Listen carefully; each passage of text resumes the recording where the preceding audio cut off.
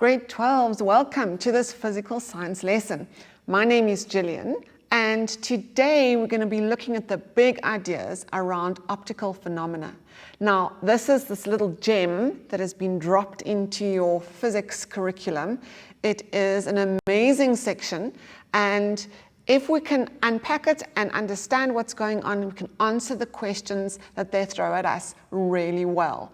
So let's look at the overview of what is encompassed by this section, and we're going to then look at it piece by piece. So if you look at my screen, you'll see here that the first thing we're going to have a look at is nature of light. So there's the nature of light. Now, nature of light is a really interesting thing because it has a dual nature. It has got two parts to it. It behaves like a wave, and in the past you've discussed a wave nature. So you've discussed things like wavelength. What is the wavelength? It is the distance between two consecutive points in the wave that are doing exactly the same thing. So from trough to trough, or from crest to crest. So that's the wavelength. You've spoken about frequency. That's the number of waves passing a point per second. So it's got a time element to it. You might even have spoken about amplitude. That's from equilibrium, the height above or the height below, the maximum height of a wave. So those are the wave characteristics.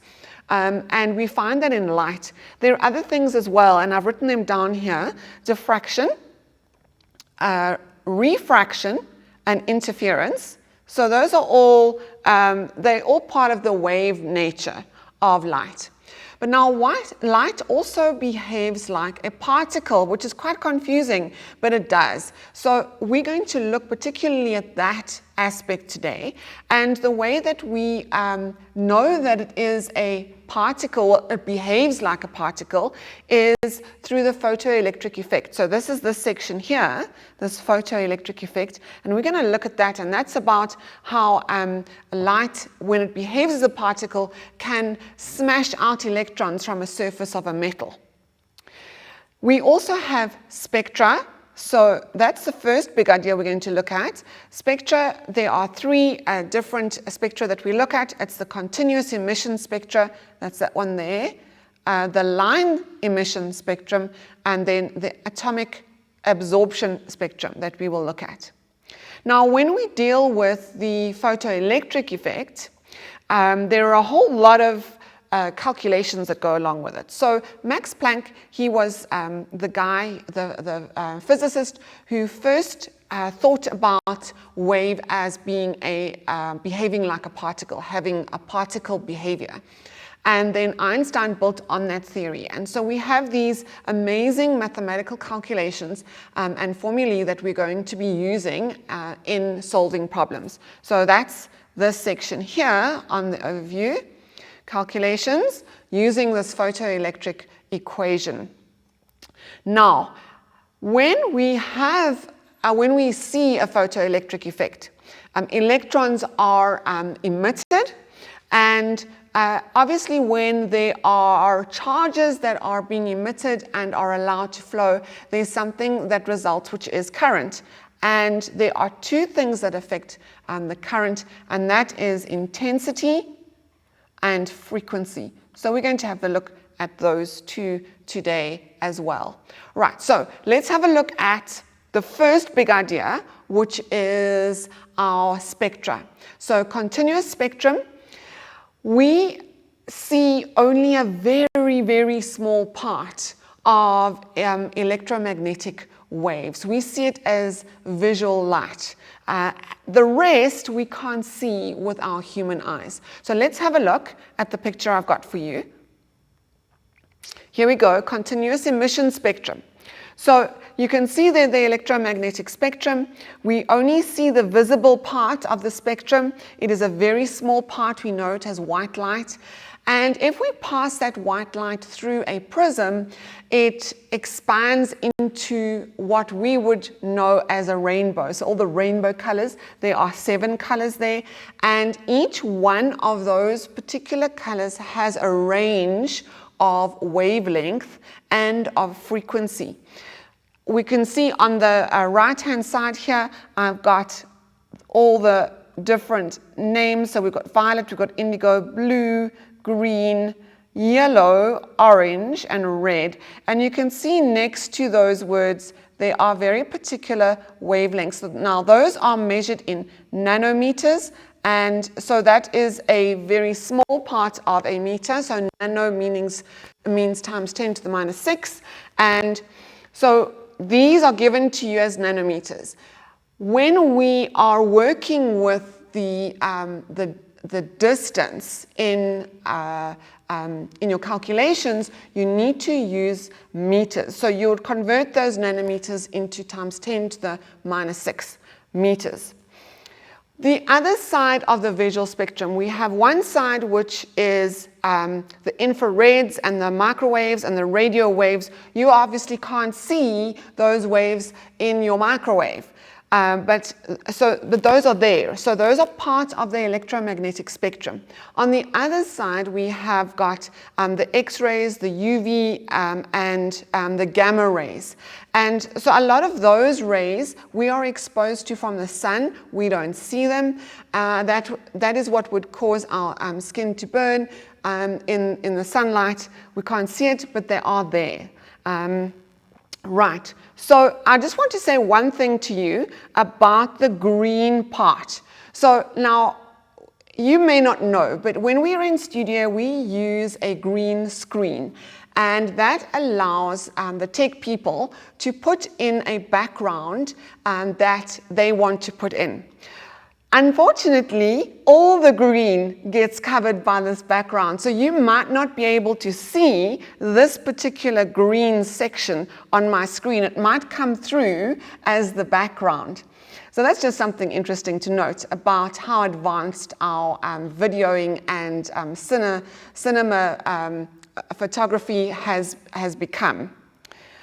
So that's our continuous emission spectrum. We now want to move to what does a particular unique atom do when it is energized?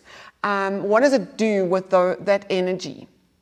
So I have here on the board the other two spectra that we're going to look at. The one is the atomic absorption spectrum, that one there. And it is classified, or you will know what it looks like by these dark lines that pop up. So the dark lines are the atomic absorption spectrum. The line emission spectrum is the one that is black and it has got bands of color. So you can see that over here. So let's start with this line emission spectrum. It's a little easier to understand. So line emission is where the atoms electrons absorb energy. It is a hot a gas or a hot atom. It absorbs energy and then it releases the energy in very particular wavelengths and frequencies. And that's why for a very specific atom you will get it's almost like a thumbprint, a unique print of the spectrum. So this one particularly is hydrogen. Hydrogen has got a very particular thumbprint. It's got its own unique spectrum, and this is what it looks like. Now the atomic absorption spectrum, this one here, that one works the other way around. And so what happens is with that particular sample, it is cold and a light is passed through it, it absorbs the energy, and so you'll see the rest of the continuous spectrum, but where it absorbs the energy, you see dark lines. So let's have a look at the apparatus that's used for that particular absorption, the atomic absorption spectrum. You can see here on my diagram, here's a source of light. It passes through a sample. We've got hydrogen gas here. It is a cold gas. It will absorb those energies that it likes, that it wants, and the rest of the light will pass through this diffraction slit, then through a prism, and then it is shown on a screen, and you'll see there that the lines, the dark lines, are the frequency and wavelength of electromagnetic light that is absorbed by the hydrogen. Moving on to the emission, the line emission spectrum. So here I've got a picture of, well, it's not hydrogen, but it's a drawing of an atom, a single atom, and it will have protons in the middle, and then it will have electrons in the orbits around, or orbitals around the nucleus. What happens is those electrons absorb the energy, they get very excited, they zoot up to a higher energy level where they are very excited, very unstable. They don't really enjoy being at that high energy level. And so what they do is they fall down back to their original, and in the process they release this light. And so the light will be released specifically for the energy jumps that they take on. This is a picture of a very complicated atom. So the more complex an atom is, the more variation there is to absorb energy for the electrons and to fall down various levels within the orbital framework. And so their spectrum is very complicated, and they will emit many more colors and many more lines. So you can see here that if an electron falls down from this top level to its ground state where it's happy and stable, that's level 6, the light that is emitted is violet. If the electron falls down from level 5 to its ground state where it's stable, the light will be blue. If it falls down from level 4, the light will be green, and if it falls down from level 3, the light will be red. So you have various combinations what the electrons will do, and the more complex the atom is, the more complex its line spectrum, emission spectrum is going to be. And remember, this is a thumbprint. This is a fingerprint for each unique atom. They will have a unique looking line emission spectrum. Right, grade 12, it's time to take a break. When you come back, we're going to be looking at photoelectric effect.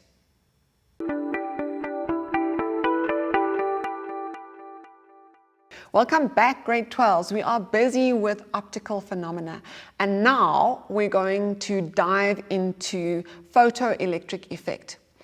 So, what do you have to know to write down definitions? So this is the one you really need to know word for word. So let's look at it. A process whereby electrons are ejected from a metal surface when light of a suitable frequency is incident on that surface. Right, learn it word for word. What does it mean? It means that if we have a piece of metal and we allow the electromagnetic radiation to bounce against that metal surface at an angle, so incident means at an angle, some of the energy from that light is transferred to electrons within the metal, and those electrons are bounced out of the metal surface. I have a drawing to explain it to you because there are some words, vocabulary, that you really do need to understand. So, there are two ways of looking at this, and the words and the terminology go with it. So the one way is looking at it from the light. So remember, this is a way of showing that light has a particle nature because it behaves like a particle, and the photoelectric effect proves that it behaves like a particle. So we can look at it from the light point of view. So this electromagnetic radiation, the light has a frequency, and we have something which is called the threshold frequency, and we define it according to the light. Then the second substance which is involved in this photoelectric effect is the electrons in the metal. So we can look at it from the electron point of view, and we have what is called the work function, and that work function is a definition from the electron point of view. So let's have a look at, first of all, the light and about the light's frequency.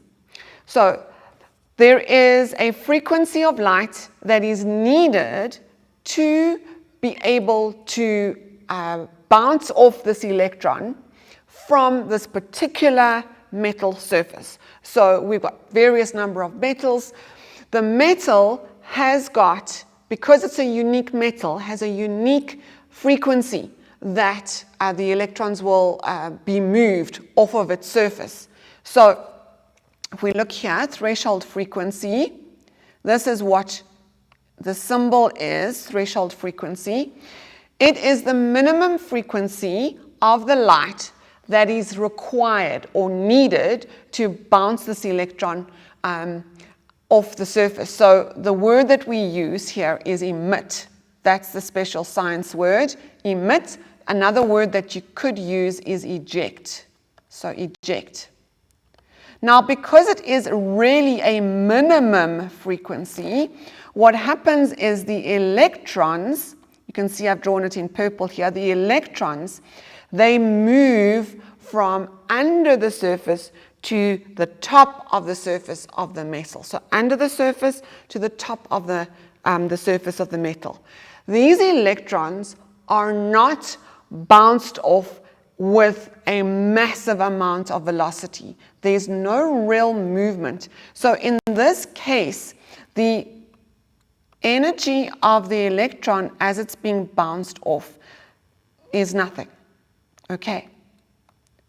So for a threshold frequency, that is the minimum frequency of light that is needed to emit or eject an electron from the surface of a metal, it is just to move the electron from below the surface to on top of the surface. There is no kinetic energy for that electron.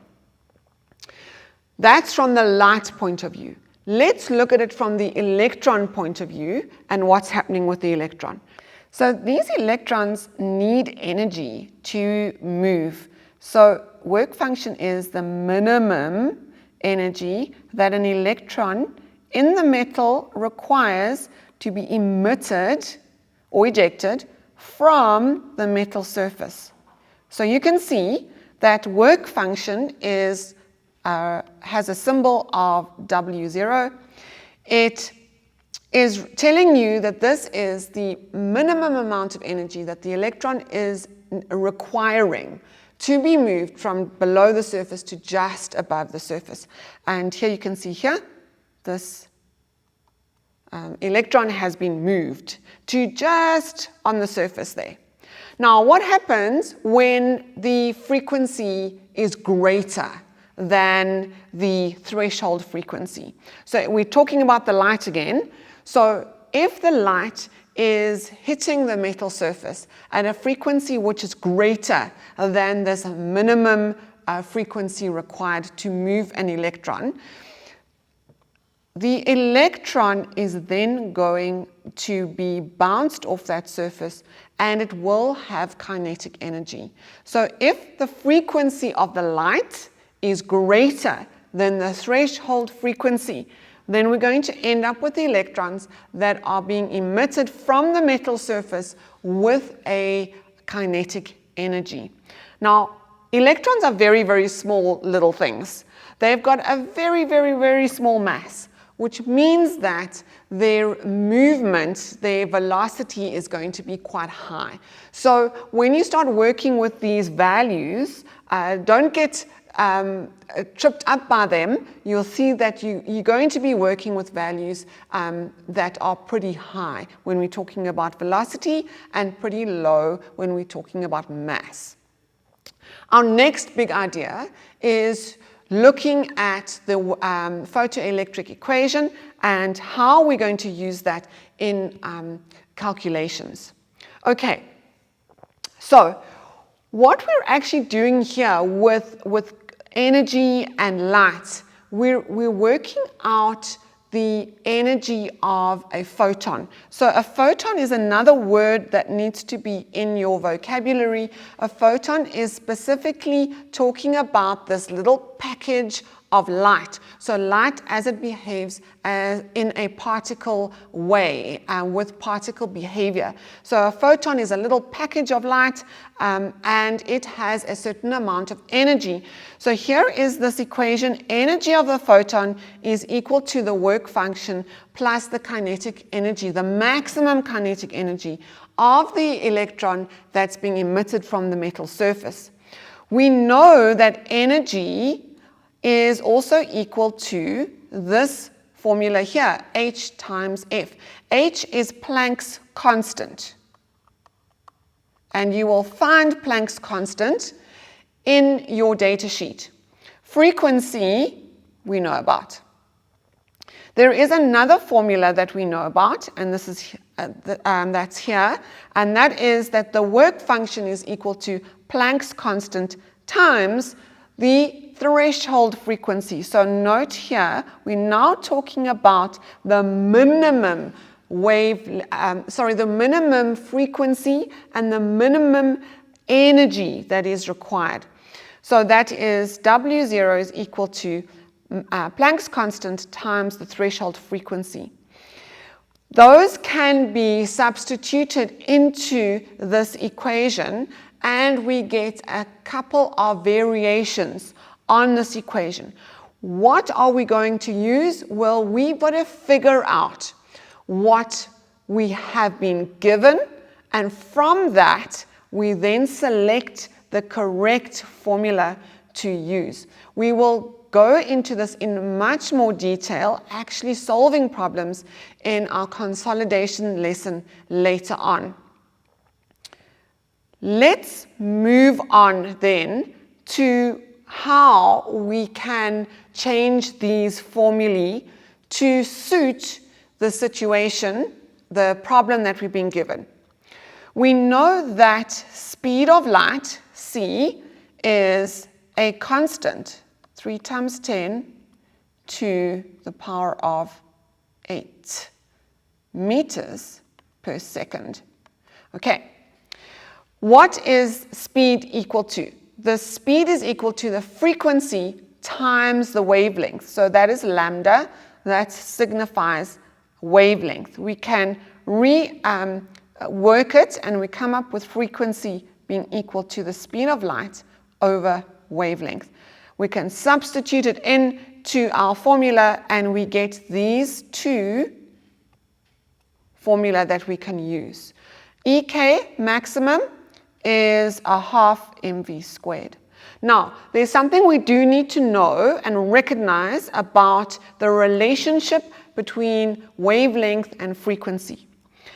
Because this has to be a constant, the speed of light has to be a constant. If the frequency increases, the wavelength has to decrease, and vice versa. So if we've got an increase in wavelength, the frequency has to decrease. They have an inversely proportional relationship, and that is something that you do need to bear in mind when you are reading questions, because they might give it to you in a different way. Okay, so here we have got a threshold wavelength, and over here we've got a threshold frequency. Okay, so you need to bear that in mind. I'm going to move on to our next big idea, which is about current. Now, current has to do with the flow of charge per time unit. If we connect this setup to a wire, so an external circuit, there you can see it there, and we allow light to bounce off these electrons, the electrons will then move between the plates. So you can see this plate over here and this plate over here. They will move, and when you've got a flow of charge, you're going to get current.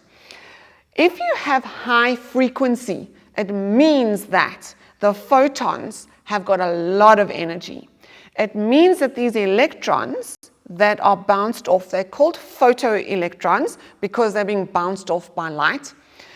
These photoelectrons will then be ejected with a large amount of energy, and so you're going to end up with a current which is strong. It's going to be a high value reading on the ammeter. The same is true the other way around. Low frequency of light, low energy per photon of photons, the photoelectrons that are being emitted have a low energy, and so the current value is going to be low. This is how we can write it up. You can pause this video and have a look at it. I'm going to move on, but that is a good way of presenting a question, an answer to a question if you asked about this. The next one is intensity. Now, intensity is about the brightness of light. Now, intensity will not affect the flow of current if the frequency is not high enough. So there is a prerequisite for this. You have to have light that has got a threshold frequency or higher. If it's lower than the threshold frequency, nothing's going to work.